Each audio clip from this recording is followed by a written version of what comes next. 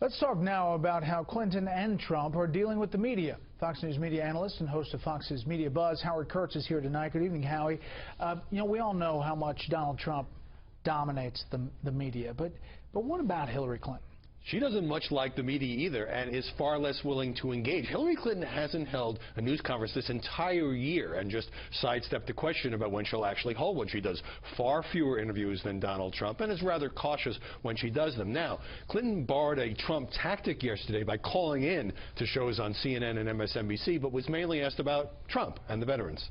So that's a balance problem for all of us. It really is absolutely a balance problem. Here's what happens. Last week, as the New York Times pointed out, Hillary Clinton was giving a speech to a union group in Las Vegas. None of the three cable news networks carried it live. At the same time, they all showed an empty podium in Bismarck, North Dakota, where Donald Trump was about to speak. So a banner headline, awaiting Donald Trump presser, was deemed better than an actual Hillary speech, and that's driven largely by ratings.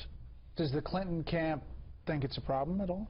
Well, her spokesman, Brian Fallon, told the Washington Post that building a positive narrative doesn't necessarily mean having her on cable news 10 hours a day, and they believe they can get good press by condemning what Trump says. But that puts her in a position of largely being reactive rather than generating headlines on her own. We saw a lot of social media reaction to that press conference from Trump about going after the press, but what's the fallout overall of the sleazy comment about the reporter from ABC?